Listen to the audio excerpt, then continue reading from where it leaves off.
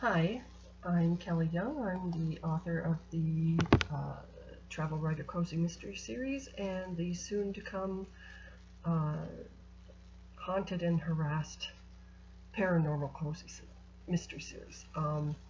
I wrote a short story that was in my book, Kisses in the Moonlight, Volume 2, to introduce the new series, and it was well received, so I decided to go ahead with it. And so I'm going to read you the first chapter of that short story novella. Can't really remember which one it was, but and give you a taste of what's to come. This is from the story A Ghost Named Joe. I awoke to the distinct sound of an angry cat growling. You know, that angry sound that skipped totally over the hissing stage to really pissed off, which was odd, because we didn't currently own a cat. We did have a cat about a month ago. That was when my husband of 37 years, Bass, short for Sebastian, and I had said farewell to our 21-year-old tortoiseshell cat named Magic. She had lived with us longer than our kids had, so the goodbyes at the veterinarian's office and later graveside in our backyard had hit us hard. She had been our 12th cat and our favorite. Now we were truly empty nesters.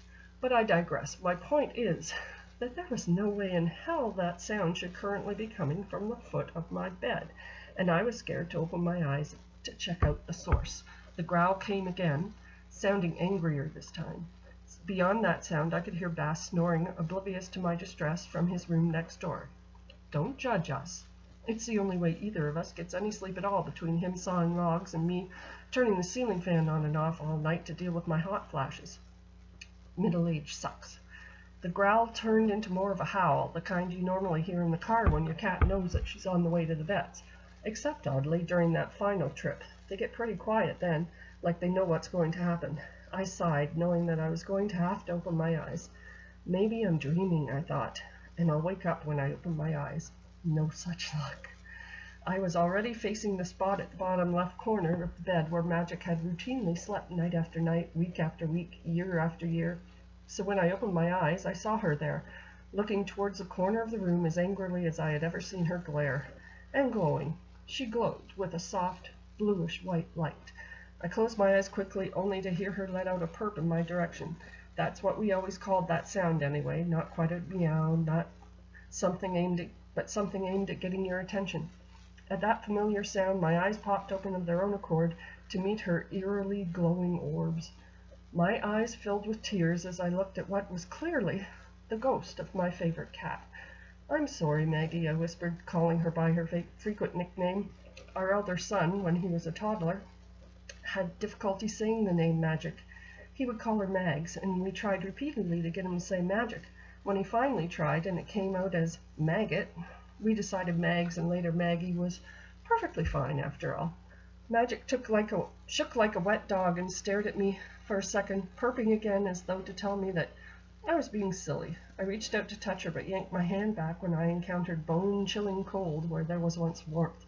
I followed her gaze as I rubbed warmth back into my hand, noticing for the first time another bluish glow in the corner of the room. I lifted my eyes from my cat hesitantly and gasped. What was I supposed to do now?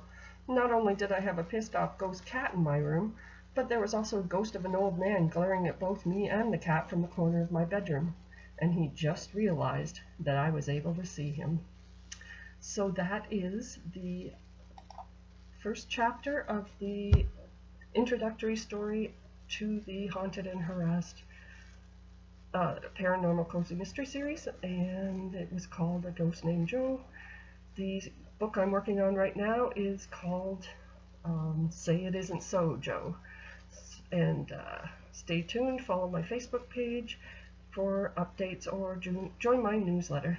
Link to that is on the Facebook page. Thanks for your time. Hope you liked it. Bye.